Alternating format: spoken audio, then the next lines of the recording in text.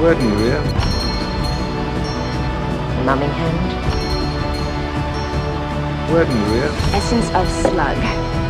Numbing hand. Wouldn't you? Essence of slug. Numbing hand. Wouldn't you?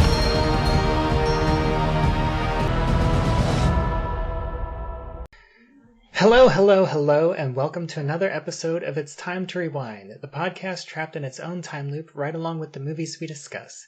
This season is a serial bomb, yo, and we're looking at Buffy the Vampire Slayer and Angel, starting off with Buffy Season 6, Episode 5, Life Serial. Today we're discussing the 7th loop, starting at 26 minutes and 1 second, with Buffy grabbing Giles' glasses and throwing them on the ground, and ends at 26 minutes and 13 seconds, with Buffy attacking the female customer.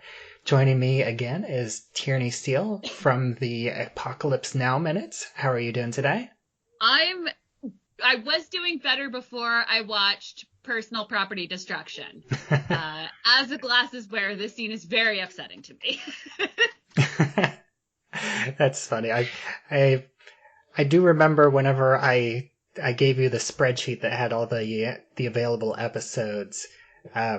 This was listed as a group of episodes, and you referred to it as the one where Buffy breaks Giles' glasses. You know exactly where my mind went. So let's, again, this is a relatively short loop. There's really just kind of 2 brief moments in it. So let's go ahead and jump right into it. This is, I feel like a lot of people's kind of favorite moments, because it's just so silly and comedic and just kind of out of nowhere with Buffy.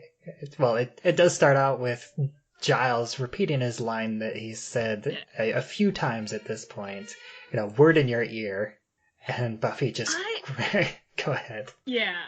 I have questions. So I have worked retail, I feel like this, and I have worked in a library. I actually have a master's in library science, and I don't know that I agree with Giles. That the best way to make a sale is to focus on acting so it used to be that people who use the library were called borrowers. So you wanted to help the borrower find the correct book, the right information, whatever. Then they became patrons. You are a patron of a library. And I have actually now seen some people now refer to them as customers. And there is a huge backlash about that in the library world, because it's like, no, they're not customers. We're different. We're providing different services. We don't want to think of this as like a transactional thing. We want to think of it as like the olden days with our borrowers. Yeah, that's interesting, because that reminds me of my own job, because I work at an arcade restaurant combo, and whenever I started there, a big thing was that in this company culture, we don't refer to them as customers, we refer to them as guests, because they're guests. We want to treat them as guests, not as customers. And I think people can tell from the sigh, if my mic picked it up, that is why I'm no longer in the retail world, or the desk of the library world. No, I was trying to think about it. Like, is he right? Like, okay, if I think about it, like the library, I just focus on helping the person find what they need rather than trying to make a sale. Which actually, I did get a really good laugh the other day. I was at Dunkin' Donuts, and I ordered, and they said, would you like hash browns with that? And I thought, you know what? I would. And then I said, good job on the upsell. And she laughed and, didn't respond. And I was like, oh, sorry. Was I supposed to pretend I don't know that that's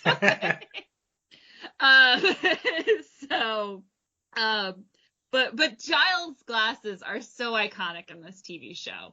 The destruction of them is like a gasp. I think I probably did gasp out loud the first time I saw this. Like, Buffy, what are you doing? You can't do that. It's so much of an Anthony Head prop that he uses so skillfully across the entire series.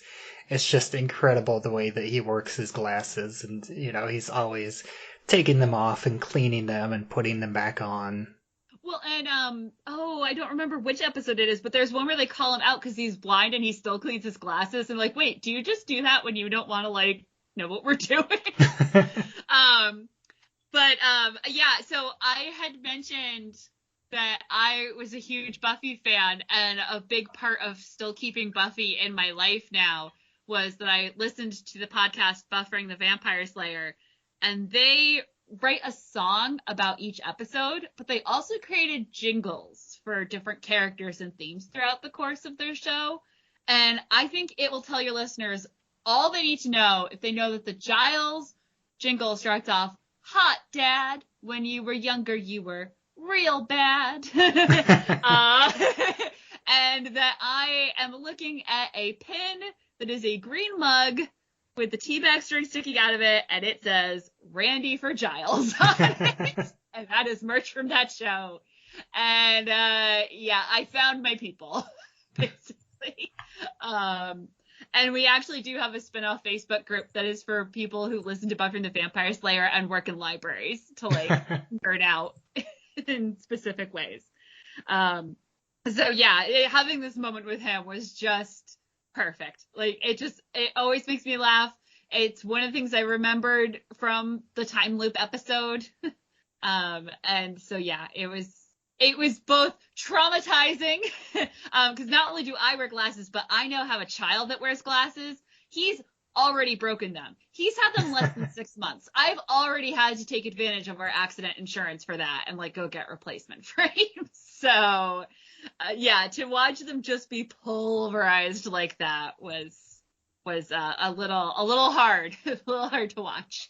And I feel like it's so great, just the way, just the physical acting of Sarah Michelle Gellar, just the way that she's like spinning her arms in little circles as she's stomping with her, her high heels.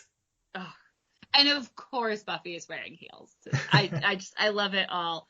And then the other thing is, the other part of this loop is her attacking the woman who needs a mummy hand. Yeah, she just runs up to her, grabs her by the collar, and says, you're the one doing this. Okay, so we know she's not the one doing this. We know this is part of the trio's evil plan. But I would like to know more about this woman, because I don't know what it is, if she just, like, she kind of looks like Frances McDormand, but not really, and she's got the beauty mark, and she wants to do a prosperity spell, and she called ahead to make sure they had a mummy hand, and I have a lot of questions about who this person is, and do we need to worry about her using magic for nefarious purposes? Well, I mean, if she's just using it for prosperity, that feels like someone who,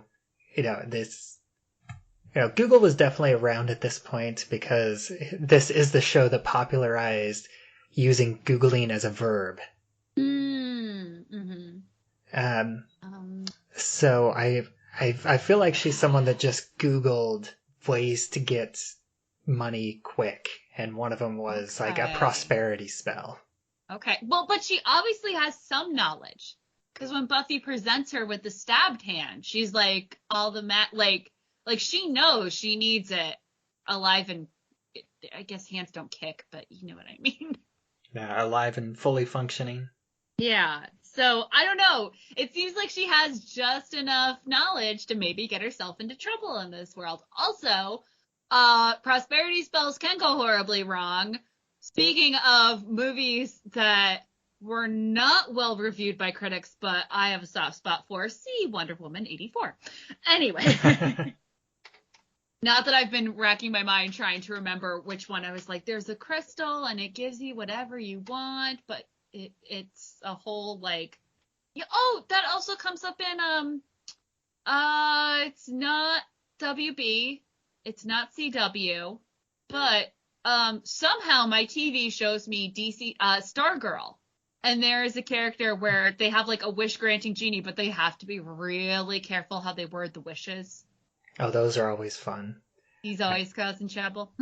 Yeah, I haven't watched. I watched like the pilot and maybe the second episode. I liked it, but I didn't get around to continuing it. Mm-hmm. I have a spouse who's also into all these shows, and so as I just said, like, I don't know when they're on, I don't know what network they're on, they just appear in my television, and I watch them when my kid goes to bed. Yeah, my main site that I had been doing the longest is my Flights, Tights, and Movie Nights, where I review superhero movies, and I've been doing that for 10 years. I've covered like over 500 movies, and like right whenever The Flash hit its first season, I started a spin-off site called Channel Superhero, where I was doing the same thing for TV shows, and this was like right at the start of the comic book TV show boom. And there was... Did you not realize what you were getting into? Pretty much. And, I was reviewing like 5 different shows at once, like Gotham, The Flash. I wasn't doing Arrow. I was doing Legends of Tomorrow. And I think there was like 2 others that I was all watching at the same time. And I did that for like a season and a half. And then I just got so burned out that I just stopped watching them all completely. Aww. Even though, it like, happens, I liked though. them. Like, you have to step back sometimes. And I kind of want to get back to it because the site still exists. That there haven't been any articles written for years, but I keep kind of wanting to go back. Like, I've with She-Hulk, it's like, I'm really liking She-Hulk. Yeah. And that's like a very controversial show, and like I wanted to watch it, but I watched kind of 2 episodes, and after 2 or 3 episodes had been out, and it's like, I don't really, I don't want to go back and watch the first episode again, and so I can write about it. Hi. I've been really enjoying She-Hulk. Tatiana, is it Maslany? Maslany. She is phenomenal. And I thought I could take or leave the She-Hulk story, but as the season's been going on, I'm getting more into it. So I would support you in that endeavor. I am someone who still, all these years later, all these unwritten possible blog posts later, I still yell every time Barry says something about how Iris's dad is his dad. And I'm like, yeah, because you were raised as siblings. It's weird. My husband is like, get over it. I'm like, I will never get over it. They were raised as siblings, but they are supposedly the love story of this universe. And I will die mad about it. Because I don't know. No, I can't. It's a step too far, which I realize is hypocritical because I also watch all the Game of Thrones-y stuff, but I don't care. It's weird. They need to stop like reminding me of it. But yeah, of those, I will say Felicity on Arrow was a favorite character of mine. And then what I loved about that was Arrow's little sister is the sister from the OC. So my superhero shows and my Pretty People Have Problems shows collided in a really lovely way. So if you ever get around to watching that one, I will be very curious to see what you think of those characters, because I came to them with no knowledge of the comics, to be clear to any listeners. Like, I read, I think I have the first 30 of Buffy season 8 in comics. I have the entire run of Buffy season 8, and then I stopped, I think, 3 issues into season 9. Okay. I know I didn't do all of season 8, but I waited till like they completed a story, and then I was like, okay, I'm done. I'm calling it here. And then I've read Wonder Woman's when the DC did those new 52s. I read the Wonder Woman collections, but I'm not a big comic like when I tried to go back and read like because I really like Batman, so I was like, oh, I'll read the Batman comics, and I was like, no, I hate everything. I read some Silver Surfer, like an omnibus of Silver Surfer stuff, but the actual comics have a really hard time with the world around it. Love it. So I feel like those those superhero shows were really good for me because it's like, all I right. feel like comics is something that it's so difficult, and I'm not a huge comics person either. Like I haven't read hardly any like traditional superhero comics. I have the Buffy, I have the Angel After the Fall, which is like the season 6. I have the Max, which is kind of a smaller indie comic that some people may have heard of, and that's about the beginning and end of it for me. There's like so many different styles and so many different writers, but it's That's hard true. it's hard to find the one that's the right fit for you unless you have someone that's like really knows comics and knows your style that they can recommend something for you. Yeah, I will say I really enjoyed Bone, which isn't a traditional comic. It's like a huge comic book. And then thinking of that made me realize on the fantasy world, I would also like to recommend the podcast The Adventure Zone, which I started listening to around the same time as Buffy the Vampire Slayer, which is the McElroy brothers, podcasting royalty, and their dad playing. It started out as playing D&D, and they're doing various games because they've had different seasons. They had graphic novels made of their early seasons. Oh, nice. So I have those up. I have those sitting upstairs on my shelf too, because I was trying to think like what other like comics have I bought. And so yeah, the first one is Here There Be Gerblins. But yeah, the Adventure Zone. I did not know if I was gonna like that. I did not know if that was really like the sort of show for me. I jumped in late, but I waited for a season to start, and then I could just kind of jumped in and was like, I'll just go along with it, which is kind of been my approach to all the superhero stuff. Like, I'll just go along with it, and surely if it's that important, there'll be a hint. Yeah. And so yeah, I've just And if you're really always enjoyed and if that you're ever dynamic. curious about if something means something, I'm sure there's going to be a dozen articles on the internet to tell you what you missed. Exactly. Yes. And then jumping back to the loop, I really only have kind of one more question. Like, we see her throw the woman off screen. Do you think that, like, where do you think this loop resets? Do you think that it resets like as soon as they hit the ground, or do you think like Buffy's able to get a few licks in? Well, she already took out her anger on the glasses. Maybe once like the woman hits the ground or something. Okay. I can't see it lasting like while Buffy like forcibly removes her from the magic box. Like I don't know. And just tosses her out the door. And don't come back. Yeah. And then she turns around, and that's when the bell rings again. Yeah. Which, if that is what would have happened, we would have got to see it, because that's a very Buffy thing. All right, and so I've got a couple other characters. I think we talked enough about Giles. He was on my list for this one too.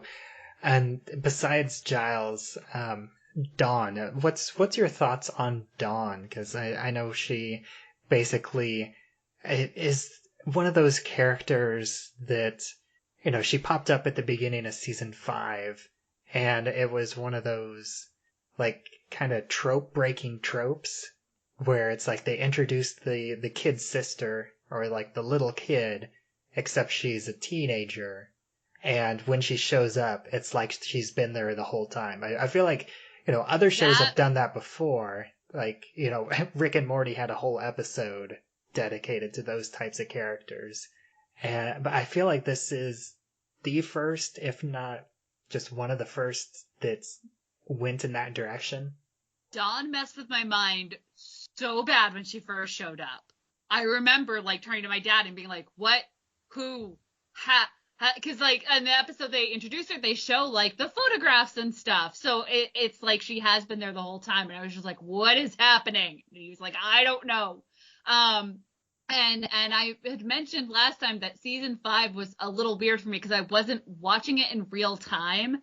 So I didn't have that like immediate connection to Buffy that I had in the previous seasons.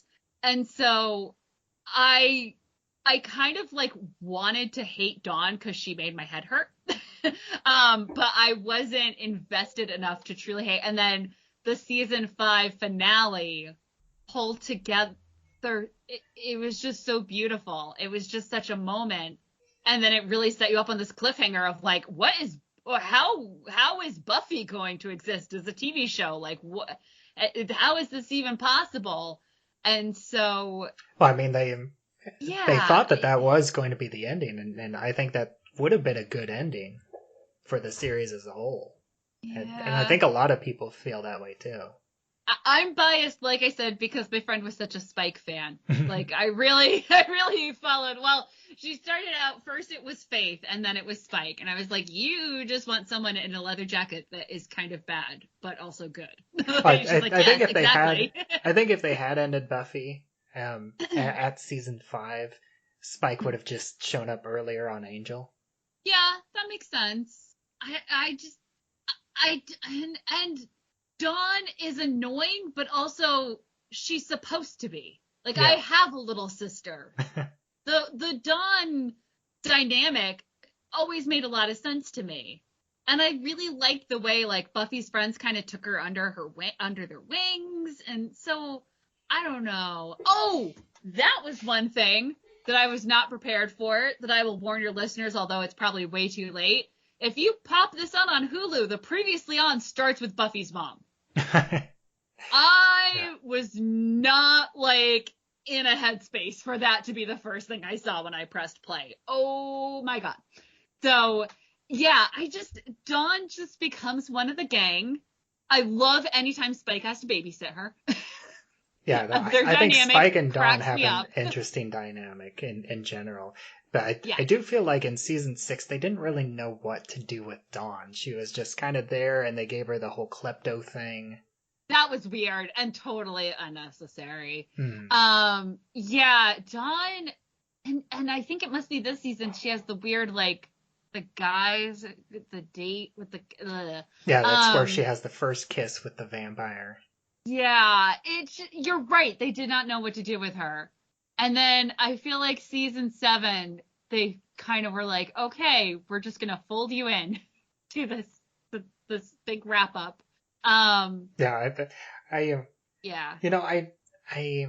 didn't think that I had jumped in, that I had watched Buffy the first time around, but thinking back on it, I do remember at the time that, after season 7 ended, all the rumors were flying around that they thought the next spinoff was going to be Dawn, the Vampire Slayer. I mean, I'd have watched it. I bought the comics, so obviously I would have. That's remind me when I won't drag your show into too much politics, but I will say that perhaps in 2017 there was maybe a march that a non-male, went to. I made a sign that was the quote, "Are you ready to be strong?" with pictures of all the Slayers activating from the series finale of Buffy. Nice. That was my sign that I carried. So, so it's one of those things, like, Buffy's just there in my head. It's so funny that, like, I didn't prepare anything about Dawn because we don't see her in these clips, and yet here I am having, like, this huge philosophical, like, what did Dawn mean to me conversation with you. So it really is. It's like these people are people that we grew up with. Yeah. All right. Well, I think that wraps up this episode. Thanks again for talking with me and going on some interesting tangents, but with these montage episodes, tangents are always expected and welcome.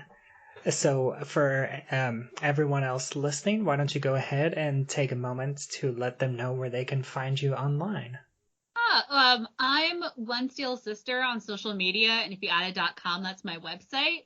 And if you want to hear more of me waxing nostalgic about fictional characters, well, basically any of my Movies by Minutes podcast will do it. But especially in the summer, I run a series called VCR Privileges, which is every summer we talk about a movie that I just watched on repeat on the you'd be home at the summer and, like, at night, what are you it's too dark. The streetlights came on. You had to go home for dinner. And you would just pop in, like, this same movie over and over again, or it was the one you always rented at Blockbuster when like you didn't know what else to get. It was your go-to. And so we talk about summer movies. We talk about The Sandlot, A League of Their Own. We've done American Graffiti because like my summer is not complete until I've watched American Graffiti at least once. And in 2023, we're going to do Dirty Dancing. So we are just chugging away on those. And it really is just an excuse to like enjoy these movies that we've seen a billion times and like notice things we never noticed before in them. So yeah, I recently went through the League of Their Own, and that's a really great listen. That's it's a lot of great stuff in there, and it's a great movie. And I binge a lot of Movies by Minutes podcasts, and I always pick ones where I've seen the movie beforehand. And so I don't always rewatch the movie after I finish binging them, but A League of Their Own was definitely one that deserved a rewatch after I finished the podcast. What a wonderful movie. I just almost said what a perfect movie. No movie is perfect. If these podcasts have taught me anything, no movie is perfect, but that one is up there. Right. And as always, I am Bubbawheat, and you can find me at flightstights.movienights.com. You can find me on Twitter, where I'm at Bubbawheat. You can find this show, It's Time to Rewind, on Anchor.fm, as well as anywhere else that you listen to podcasts. We also have a Facebook page, Facebook group, It's Time to Rewind, a time loop group. You can join that and discuss episodes as they come out, as well as have discussions on time loop movies, TV episodes, novels, video games. Anything there is welcome.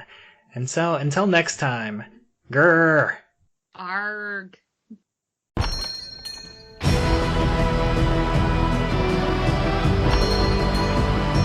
Wedding Rear. Numbing hand. Wedding Rear. Essence of slug. Numbing hand. Wedding Rear. Essence of slug. Numbing hand. Wedding Rear.